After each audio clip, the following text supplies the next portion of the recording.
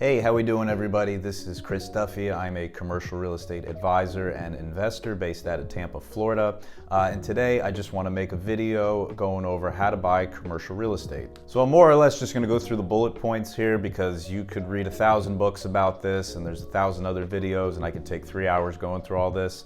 But I'm going to keep it relatively short if I can. And the three main points that I just want to go over are going to be finding deals, submitting the offer, and then actually getting the financing or the deal structure together to close on the property. So similar to residential real estate and commercial real estate, you can either go make friends with a whole bunch of brokers to send you deals, or you can go out there and hunt on your own and source deals off market. And I personally would recommend a mixture of both, but if you don't have the time to source the deals off market, going and try to make friends with brokers is probably your best bet.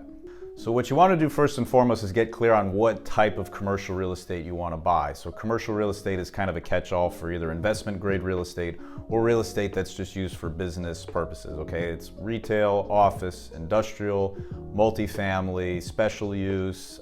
You can kind of think of commercial real estate almost as anything that isn't like residential homes, townhomes, condos, things like that. All right, so let's pretend for a second that you want to buy industrial real estate, okay? What I would recommend is go out and find all the top industrial real estate brokers in the area that you want to buy in and try to build a relationship with them.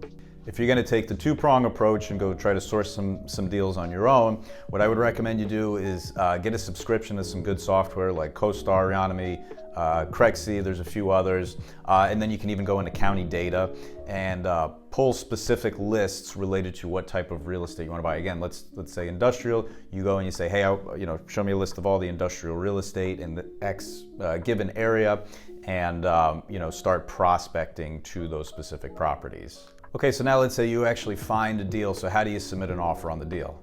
Well, if you're going through a broker, you're going to submit the offer to the broker. If you're going direct to seller, then you're going to submit the offer directly to the seller.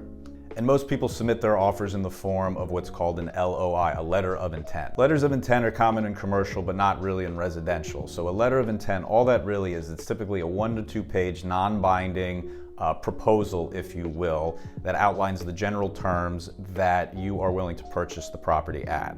So it might say something like, I will buy this property for $1 million, this long of a due diligence period, contingent on financing or not contingent on financing, and I can close in this many days. It's really kind of the main bullet points, if you will, of a deal. And the reason people like to submit LOIs is because it gets pretty costly to work with an attorney to draft up specific PSAs and kick them back and forth.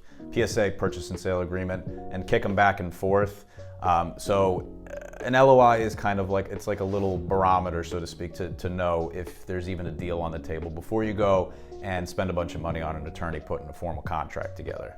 And an LOI is not legally binding. I think there's maybe 1 or 2 states, check with an attorney, where they might be legally binding, but it's more or less just a proposal. So even if you have a signed, agreed on LOI, it's not a legally binding document like a purchase and sale agreement is. All right, so let's say you got your offer accepted, and now how are you actually gonna buy it? And I'm gonna keep this pretty simple, but I would say there's basically 3 ways that you can buy a deal.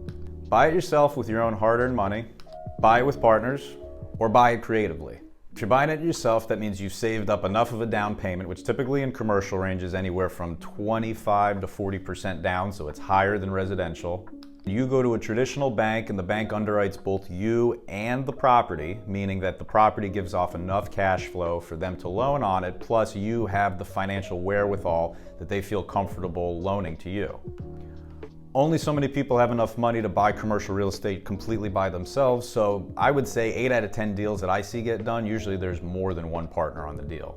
And when I say partners, again, that's kind of a catch-all because it could be just your buddy or your relative or something and you guys do a true, cut and dry 50-50 joint venture, JV for short. Or if you have partners, again, a catch-all, you could be raising money from passive investors. You could have a fund where people have contributed to the fund and you're going out there and looking for properties and then providing a return to those investors. And again, majority of the deals that I see get done is there's one lead general partner or operator who's actually finding and taking down the deal and managing it and taking care of operations, and then they have passive investors behind them who are more or less funding the deal, and they're providing a return to those investors, and they're getting compensated for effectively being actively involved in the management of the deal. And the final way that I see getting deals done is creatively. So I would say it's a little less common to see in commercial real estate than residential, all like the no money down stuff and the creative, maybe subject to properties and things like that. They do get done, but I would say that on a smaller scale in the commercial space. But you very well could get into a deal where you locate the seller and you say, hey, Mr. Seller, I'm willing to put down a small amount of money if you're willing to hold the financing for X amount of time. And that's potentially a creative way that you can get yourself into a deal if you don't necessarily have a whole lot of capital to play with and you don't maybe want to bring partners into the deal. I will say on that third method though, is in the commercial space, typically when I do see seller finance deals, it usually means that the property doesn't qualify for regular bank debt. And sometimes that can mean that the property is in distress, which isn't necessarily a bad thing because there is a lot of money to be made with distressed deals. It's just something to keep in mind that if you're a newer investor, getting in over your head on a distressed deal could cause some problems, obviously.